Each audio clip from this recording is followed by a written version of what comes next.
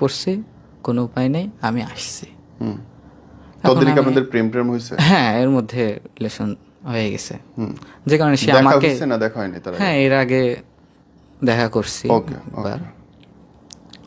তো আমি যাই, যে রিসিভ করি, আস্তে আস্তে সব ঘটনাই শুনলাম, দিয়ে বললাম ভাবলাম যে অনেক বড় সিচুয়েশন, এখন কি করি।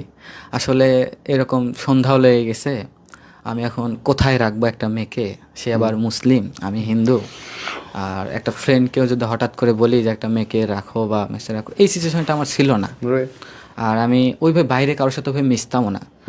পেজ ছিল জন্য সবাই ভালোবাসতো, কিন্তু এই বিষয়টাকে অনেক সিরিয়াসভাবে দেখতাম যে একটা মেয়েকে রাখবো, অবশ্যই অনেক রকম নানা রকম কথা বলবেই, এই ক্ষেত্রে কোথাও মানে সহযোগিতা পাই না। শেষে সিদ্ধান্ত নিলাম, রাত হয়ে গেছে, কোথায় রাখবো, শেষে কী করলাম, বুদ্ধি করে আমার বাড়িতে নিয়ে এসেছি। এনে আমার মাকে বললাম যে মা, আমার বান্ধবী হয়, পরীক্ষা দিতে আসছে, একটু সমস্যা হচ্ছে, আমার এখানে 2টা দিন থাকবে, তারপর চলে যাবে। তারপরে ও রাজি হয় নাই, অনেক রকম বুঝাইলাম, মনের মধ্যে একটা বোঝাই যাচ্ছে ফেস এক্সপ্রেশন দেখে। তারপরে বাড়িতে রাখলাম 2টা দিন। রাখার পরে যখন সিচুয়েশন হচ্ছে না, পরে ভাবলাম যে 2টা দিন রাখছে, আর তো রাখা আমার পক্ষে সম্ভব না। আমি এই 2 দিন অনেক খোঁজ খবর নিছি।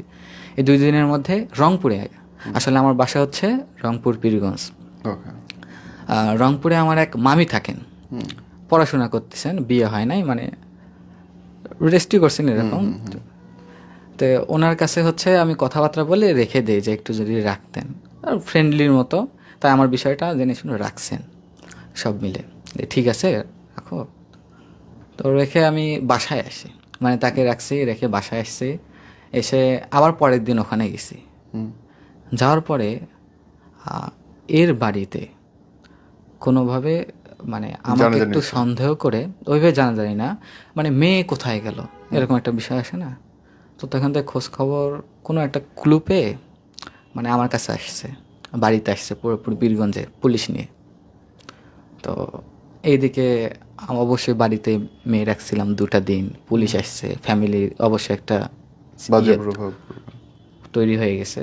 তা আমাকে ফোন দেওয়া হয়েছে, সরাসরি আমার নাম্বার নিয়ে ফোন দিছে, দিয়ে আমাকে বলতেছে যে এইরকম আমরা থানা পুলিশ থেকে আসছি, তোমার কাছে এরকম এরকম মেয়ে আছে, তুমি নিয়ে আসছো। এই ফ্যামিলির থেকেও ফোন দিচ্ছে আমাকে, বাবা মা বারবার ফোন দিচ্ছে। তা আমি ওখানে ওকে রেখে চলে আসছি। এসে দেখি হ্যাঁ একটা খুব বাজে অবস্থা। তারপর ওনাদের সাথে সাহস করে কথা বললাম যে না, আমার কাছে তো সত্যি বলতে সরাসরি বলছে, আমি তো চিনি না, জানি না, আমার কাছে নাই।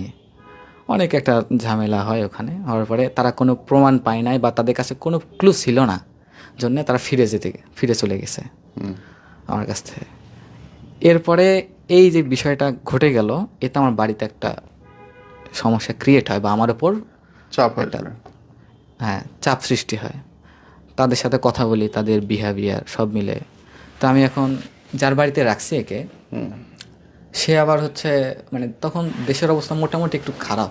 আচ্ছা, এই ঝগড়াঝাটির সময়? হ্যাঁ, ঝগড়াঝাটির সময় দেশের অবস্থা মোটামুটি একটু খারাপ।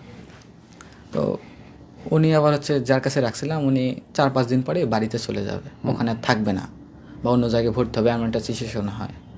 এখন আমি টেনশনে পড়ে গেলাম যে কোথায় রাখবো, বা আমি ছাড়া এখন এর যে চলার পথ কিভাবে কি করব। আর সিদ্ধান্ত নিলাম, পরে ওখান থেকে ভাবলাম যে এটা একটা সুবর্ণ সুযোগ, আমি যেটা আগে থেকে চাচ্ছিলাম সেটাও হবে, আমি বিয়েও করে নেব, এরকম একটা সিদ্ধান্ত নিলাম। নিয়ে বাসায় কাগজপাতি খোঁজার চেষ্টা করি, দেখি আমার কাগজপাতি নাই, আমার ভোটার আইডি কার্ড, জন্ম নিবন্ধন, কই সেগুলো, সার্টিফিকেট, সব ফাইল ছিল, কিছুই নাই। আচ্ছা কিছুই না, আমি আবার হচ্ছে বাড়িতে একটু জিজ্ঞাসা করলাম যে কাগজপাতিগুলো, বলে কি করবি এমন। তাদের কোশ্চেন শুনে বললাম যে কাজের দরকার আছে, কলেজের দরকার বললাম, কিন্তু তারা বের করে দিলেন না।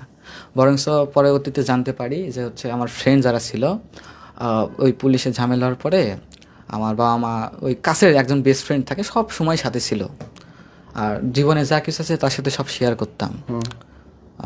তো ওকে জিজ্ঞাসাবাদ করছে যে মেয়েটাকে এরকম এইরকম আসছে, এরকম, তো সে আবার সব বলে দিছে যে এরকম ইসলামিক। আসলে তার আমার ফ্রেন্ড নাম হচ্ছে অনন্ত।